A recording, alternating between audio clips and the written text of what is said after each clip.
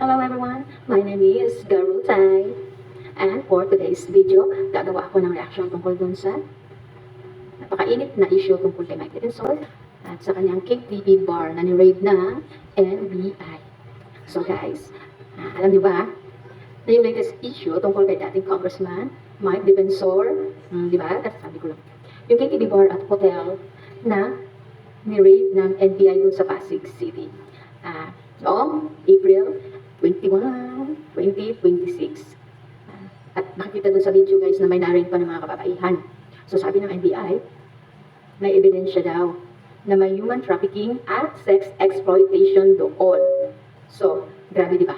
So sobrang bigat ito guys. Kaya ako napagawa ng reaction video. And this is my first reaction video.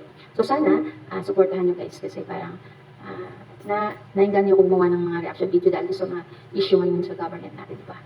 So, ito yung first ko. So, sana mag-enjoy kayo and marinig ko rin yung side ni mamaya. So, pakicomment na lang yung ano yung magiging reaction nyo guys pag napanood nyo na yung video. So, ito yung video guys. So, panoorin muna natin guys.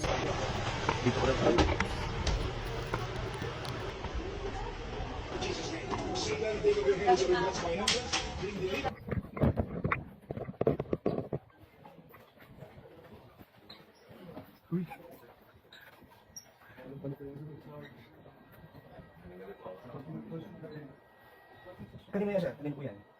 Sa inyo? Ito? Kaya ikaw mismo nagdidala? Ikaw? Ikaw, sir. Bakit yan tatalo lang dyan yan? Nagkataon lang na contribute na hindi kayo sa mga... Ano?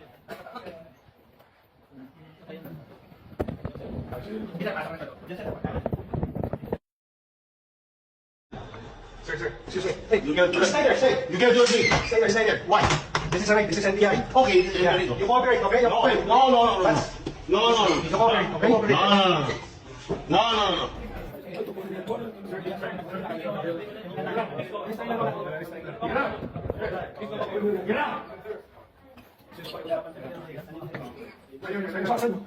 Okay.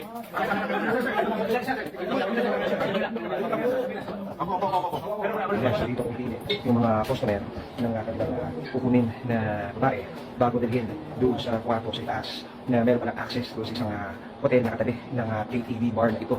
So, isa sa mga kapansin-pansin na nakita dito sa mga gamit ng umano'y bugaw ng arrest ng NBI ay itong pregnancy test na pinapagamit daw sa mga babayihan na nasa kanyang pangangalaga. Ma'am, bakit yung pregnancy test? Bakit yung pregnancy test po kayo? Ano po yan, sir? Every month po, may ano po na. May May sila. Nakausap namin yung official ng barangay dito, nakala nila o nilayo kay TV to at nakakatagal na to. At katunayan, check namin yung race no, nakalagay dito, family KTV siya.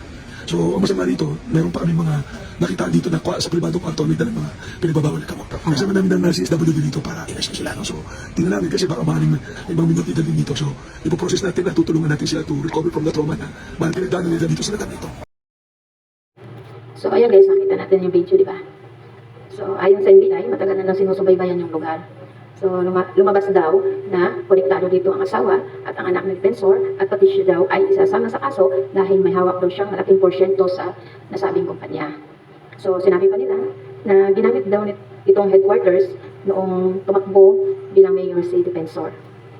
So, syempre, ang reaction ko dito is, una, so napakabigat na kaso yun, di ba? So, nakakagulat kasi kilala naman natin guys, sino si defensor bilang public figure.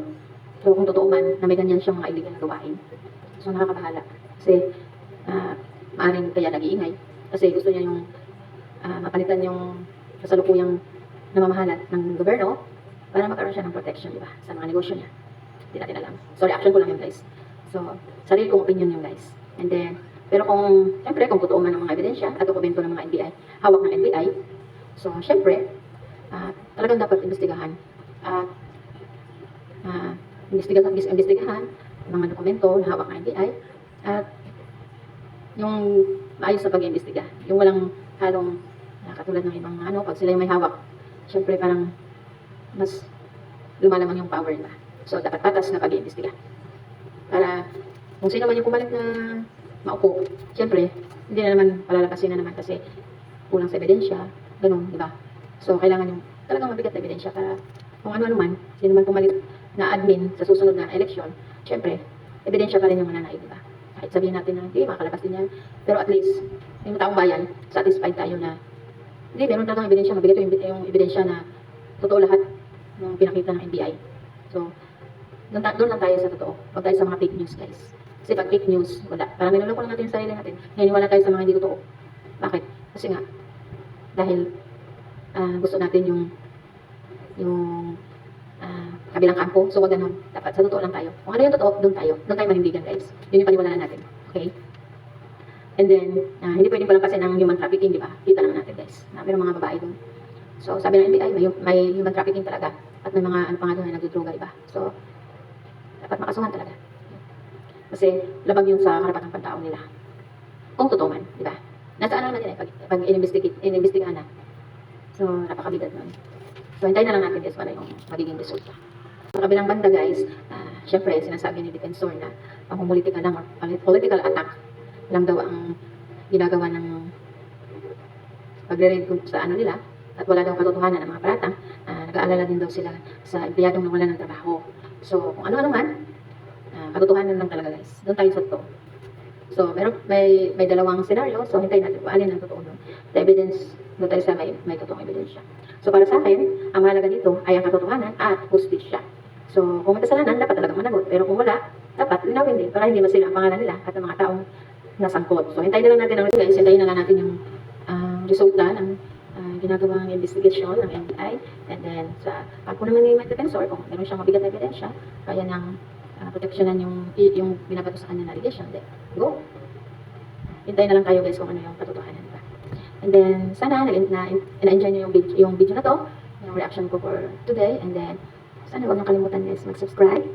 Please hit the bell button para maging updated kayo para sa susunod na video, reaction video na gagawin ko, guys. And then, comment na rin guys sa baba kung ano yung opinion nyo, guys, para sa issue na to, guys.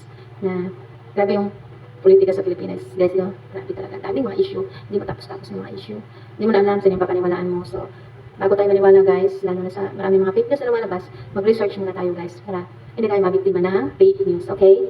So, I hope na nag-enjoy kayo sa aking video ngayon.